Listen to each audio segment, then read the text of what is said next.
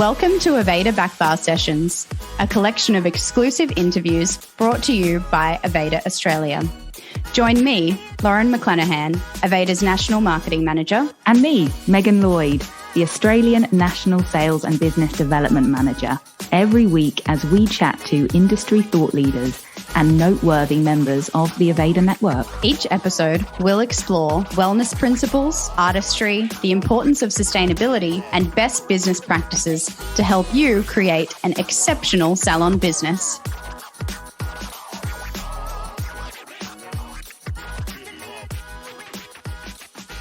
Welcome back to another episode of Aveda Backbar Sessions. Thank you so much for joining us. Today, we're chatting to Sophia Clewley and Linda Koen, who are the facilitators of a fantastic new course, Counselling for Hairdressers, which is designed to help artists and therapists navigate difficult conversations with guests. Sophia is the founder of The Source Hairdressing, which is an Aveda salon partner in North Beach, Perth. And Sophia has been hairdressing for over 30 years. She is also a transformational coach and holistic counsellor. She's passionate about helping the hairdressing industry evolve in positive ways, as well as loving the planet and giving back to society. Linda has been self-employed for the past 20 years in the field of personal development by way of self-transformation and holistic counselling. As the head, heart and soul of Source Centre, which is a holistic counselling training academy in Western Australia, Linda develops self-healing programs and delivers short courses and workshops, as well as complete diplomas in transformational holistic counselling.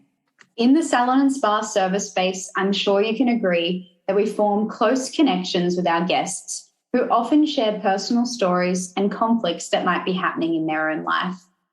However, as artists and therapists, it can sometimes be difficult to know how to help, or we can feel burdened by the guest's grief or even take that home with us. Sophia and Linda's course is designed to help stylists and spa therapists become better listeners and communicators, equipping them with the necessary tools to be able to navigate those difficult conversations that guests might raise. So excited to meet with you both because I've been reading all the amazing work that you've been doing, and I think it sounds like an absolutely fascinating and very, very important project and course, and I'm very excited to learn a little bit more. So before we sort of delve in, I thought it'd be really great to just, if you wouldn't mind, just introducing yourselves a little bit and a little bit about the program and why you're here today. Well, I'm Sophia Clewley, and I'm the founder of The Source Hairdressing. Actually, I worked out the other day how long I've been hairdressing for, and it is 38 years. I could say over 30 and make myself sound younger, but hey, I'm proud of my age. So, London trained, born and bred, and I came over to Perth 2007. And 6 weeks into that, I kind of just opened up The Source Hairdressing and didn't really know much, didn't even know what GST was. So how I got here and I'm still in business, I have no idea. But it's been a lot of hard work, a lot of love, and just bringing something different. That was my whole point, was to be more holistic and bringing something different to the industry. So I am kind of much more on that holistic side, and that's why I chose Aveda, because it does match my philosophy, shall we say.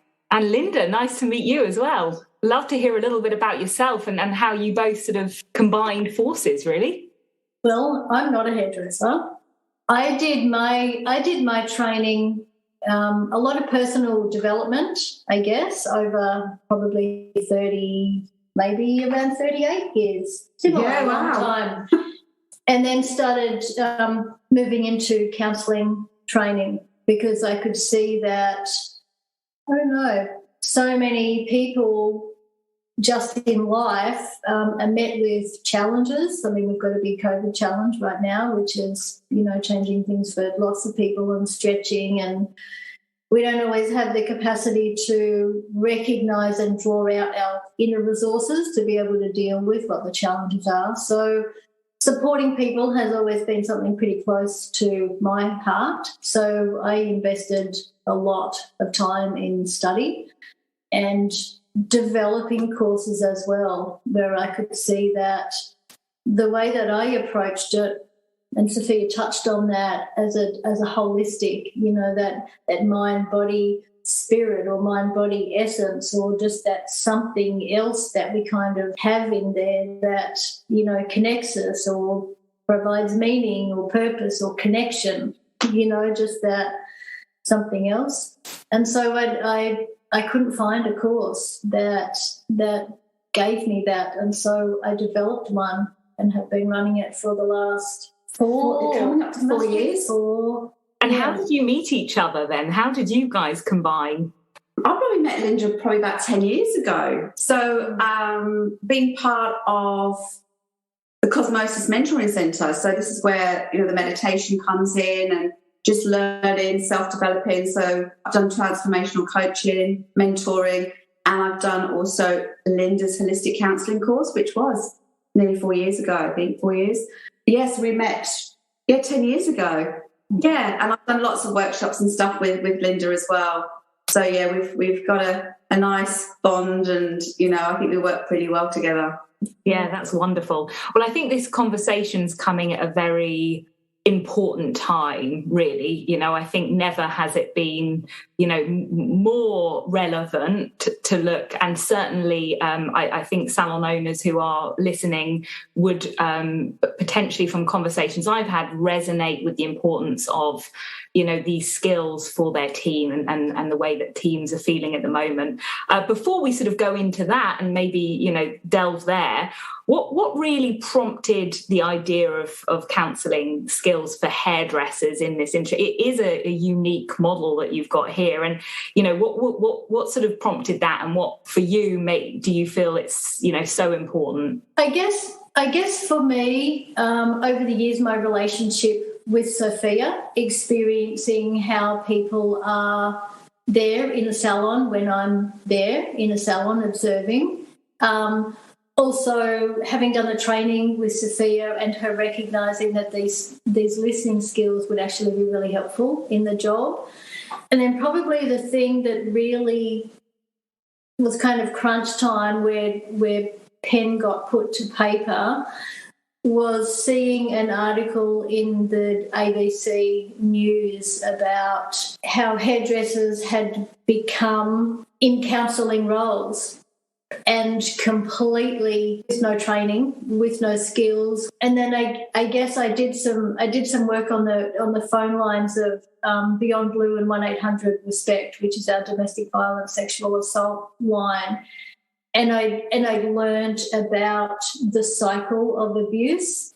And when I hear people giving advice to people that are in abusive relationships or situations, knowing with all of that training that can be the absolute best intention but worst outcome. And I don't know, it just made me think how helpful it would be if people had some of those basic listening skills to know how to be supportive and helpful without overstepping or causing more harm, and access to supportive resources that people just don't know exist. Yeah, that's so good. That's so important. So for you then, you obviously work with a variety of different hairdressers. I presume that you're able to, teach these skills. And just before we sort of dive into it, how long is this like course, and how do they learn with you? To know exactly what hairdressers would need, I have an idea based on conversations that we've had and the experience that I have and the training, that I've done. So I've just put together a little introductory something initially, but then we were just talking earlier how that could be one thing, a little bit deeper into, because listening isn't really just listening, Mm-hmm. And then for there to be something that potentially plugs into apprenticeship training. So I think it could be staged with deeper depths of, depending what people want, where they're at, the value and importance. Yeah, that's really, really excellent. And Sophia, I know you have a salon, so you have first-hand experience of applying this into your business. So what's your experience been like with this? Well, I think, back then when I did the course with Linda, I realised that just not me, but hairdressers are transmitters.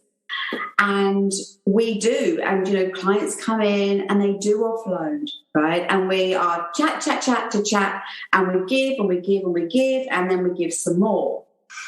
And what does happen, like I know probably 95%, if not more, of those clients that come in daily. So you do 10 clients a day. That's a lot of listening, a lot of opinions that sometimes they want, but actually I learned with working with Linda is there's a right way, and actually there's a way that actually probably could almost cause harm. And I wasn't really aware of that, because as hairdressers, we want to give our best. We love our clients, and they come to us and they tell us that somebody's died. They tell us that they've just been diagnosed with cancer, that their parents are dying or whatever. There's a lot of grief. There's domestic violence. There's abuse in the family, and there's a lot that we hear. And what I realised is that, wow, I wasn't really in a position to give an opinion, because that's what it is. It's an opinion. It's not necessarily what the clients really need to hear in a supportive way. So, I've felt this for such a long time, but like when Linda shared, what really, really prompted this was that ABC thing in April. And Hannah McCann, who did the article, she really delved into, she did her own research, and I think she was so surprised about what hairdressers do here in the salon and what is talked about. And also the need for support. I really feel so strongly that the hairdressing industry needs support. And that was there was an awakening that kind of happened with this ABC article, because oh my God, it's the first time they've ever acknowledged hairdressers for what we really do. It isn't just cutting hair. There is this kind of counselling thing that clients will tell us more than their best friends. They will tell us more than their sisters, their family, because we're close because we see them every 4, 5, 6 weeks, but we're not that close in a way of, being judgmental, shall we say. So they tell us more than they probably would their closest, nearest and dearest. And so we do hear a lot of stuff. And I feel what's been detrimental in the hairdressing industry is that when we listen to that all day long, we get to the end of the day and we're like, bloody hell, we're absolutely shot, burnt out. Where's the wine? Where's the wine? God, give me a drink, And it is that sense of release. And so what I have found through my hairdressing career is that hairdressers are known for being pretty big drinkers, party goers, and maybe sometimes other substances, which obviously isn't healthy. And it's just like an escape and a numbness that they want. They want a numbness. And so it's like forgetting everything of the day. So what we're trying to do here is give them tools that they can use every single day in the salon, but also tools that they can do for themselves. And I really feel this is so important.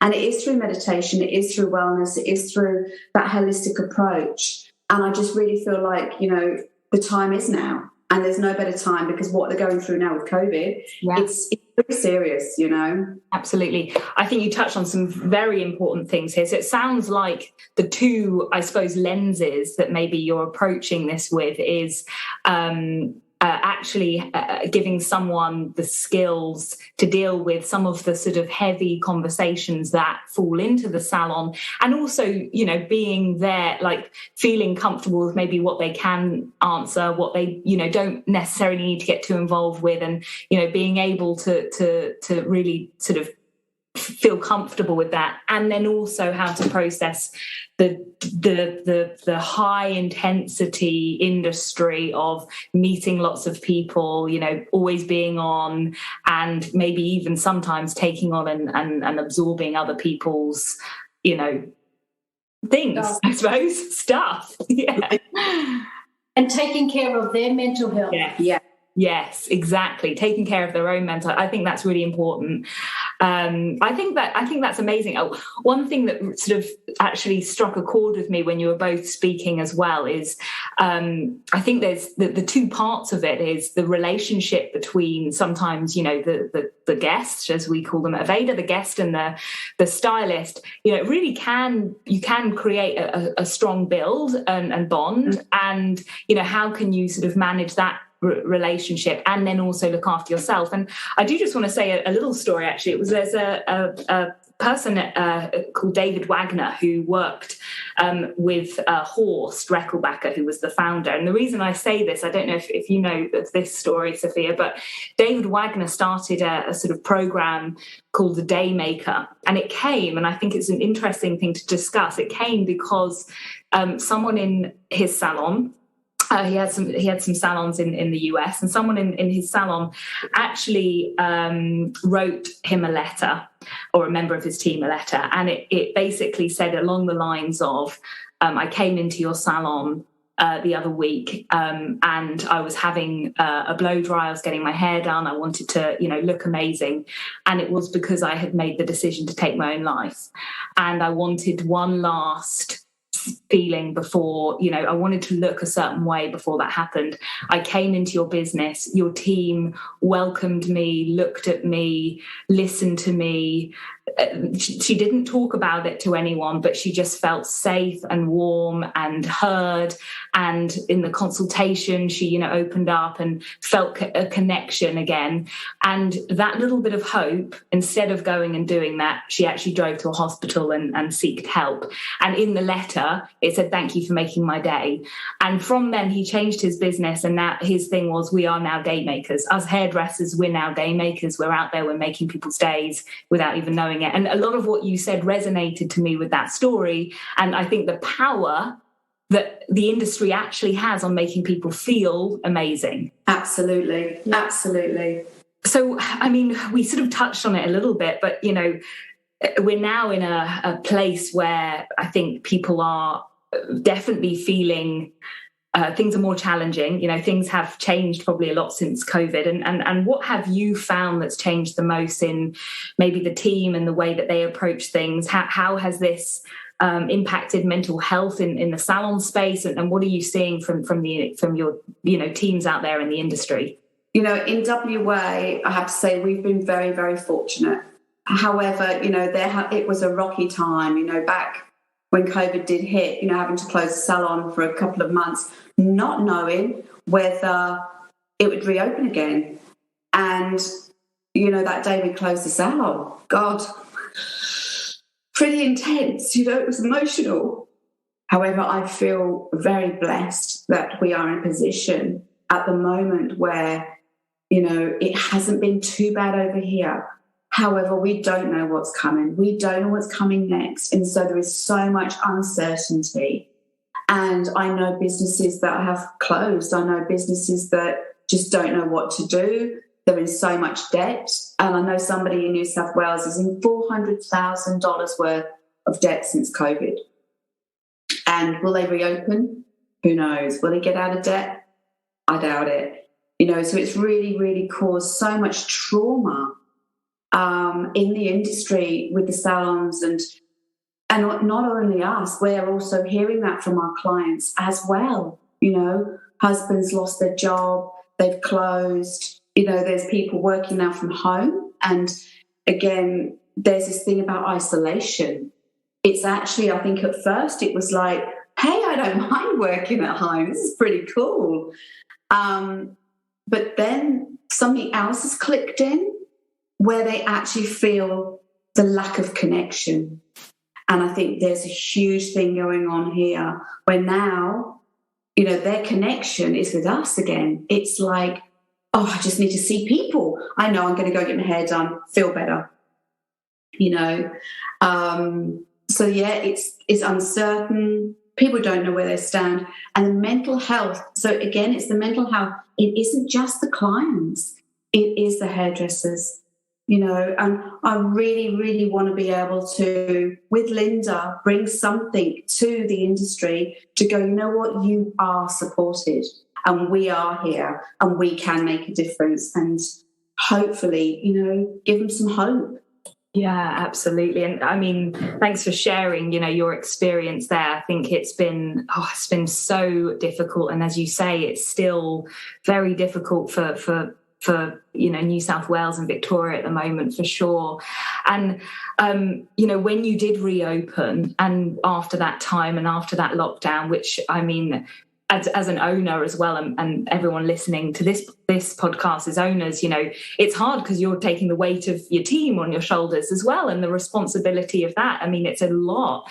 But what did you notice? Did you notice a change in any of your team when they came back, when the doors reopened? Was there, did they approach their day-to-day work in a slightly different way? Was there fear? What did you notice? No, and in my salon, there was more gratitude. There was a hell of a lot more gratitude, and I feel also the clients were more grateful for us and appreciation. There was much more appreciation for what we do. I suppose, again, I do a lot of meditation work with my staff as well, so we have a certain level of tools that we use in salon. So, yeah, we're coming back. There was a relief, but yes, things have changed.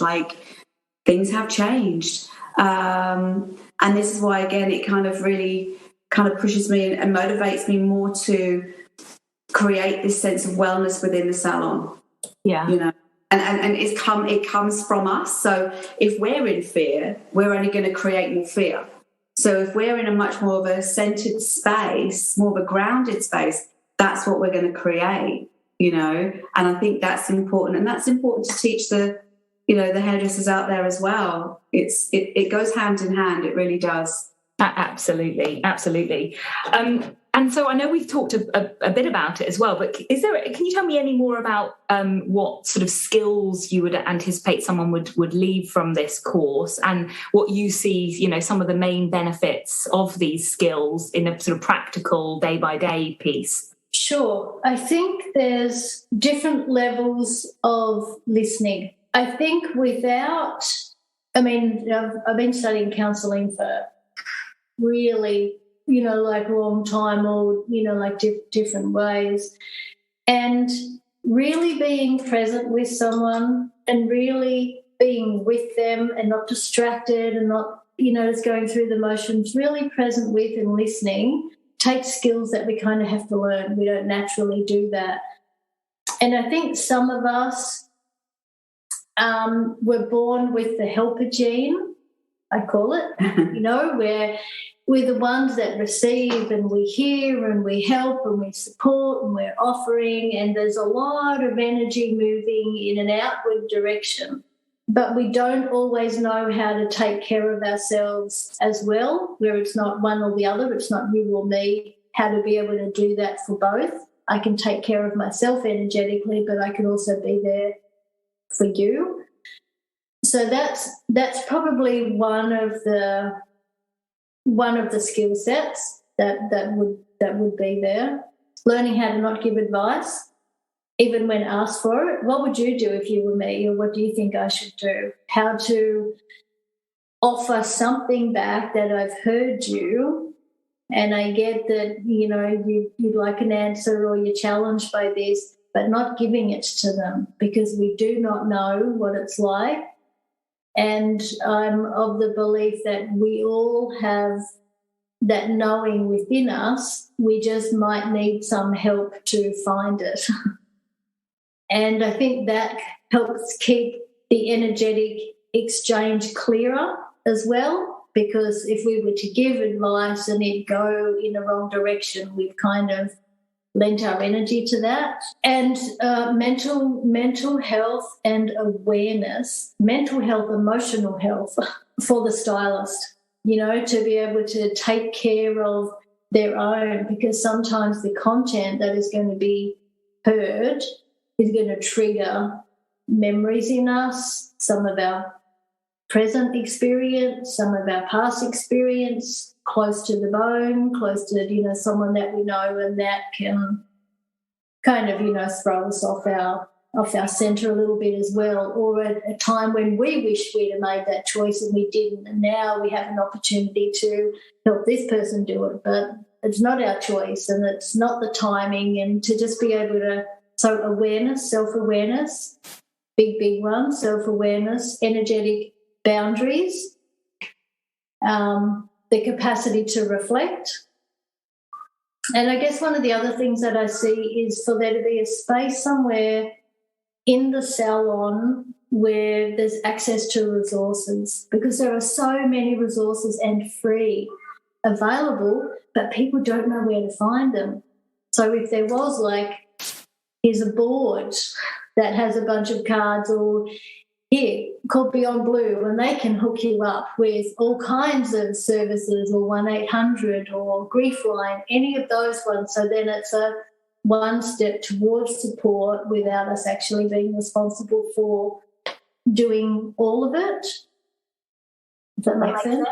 Absolutely. No, I think that's very valuable, and I think it is very overwhelming for people to feel responsible. And like you say, often in this industry as well, people they're in an industry of wanting to make people look and feel great, and not feeling like, and I think it is hard to recognise that within yourself of where do you draw that line and that boundary where it becomes unhealthy. So I think this is really, really, really valuable. And I think the industry has been for a long time so focused on the sort of the technical side, the trainings all around the skill, which obviously is extremely important as well.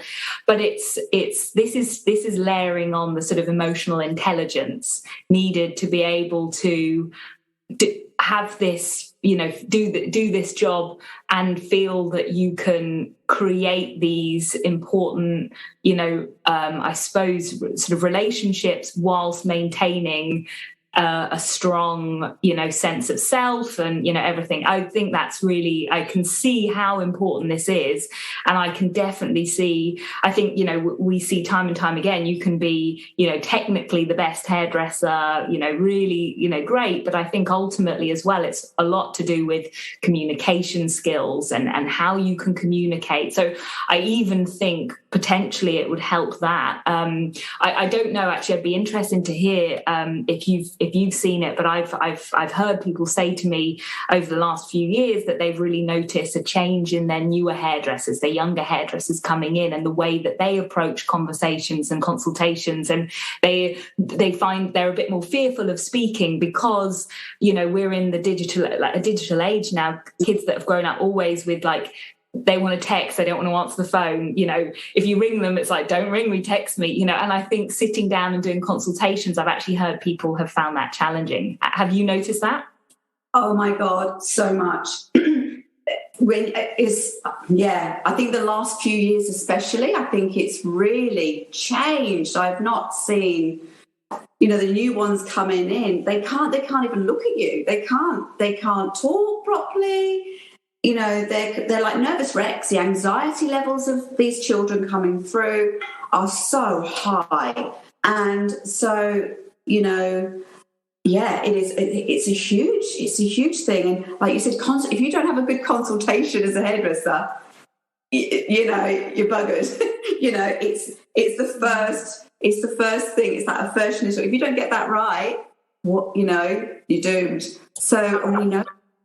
So, it's really important to be able to teach the children that are coming through, the new apprentices, to have confidence in themselves, to teach them a bit of, self-esteem and worthiness, and, educate them in a way that probably hasn't been done before, that I feel is so lacking nowadays. Because I have seen, like I said, I've been hairdressing for 38 years, so I've seen a lot, and I've not seen or experienced what I've had recently coming through the door. It's quite shocking, and I'm sure there's a lot of hairdressers out there that would agree with me.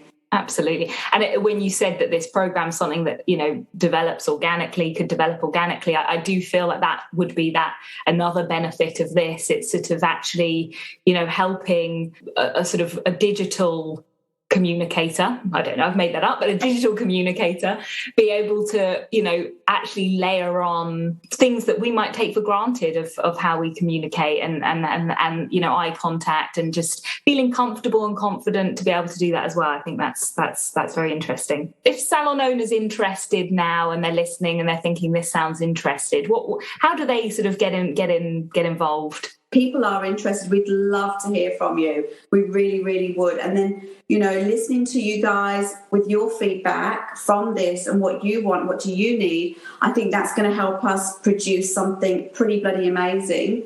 Well, thank you both so much. I think it's a really, really important topic. And honestly, I think it's a very interesting concept. So, you know, it's been so wonderful to hear, you know, your insights and this program that you've been developing, and, you know, all of your sort of history that got you to this point. So thank you so much for joining us. And I'm sure we're going to get lots of people who are, you know, excited to find out more. So thank you for taking the time.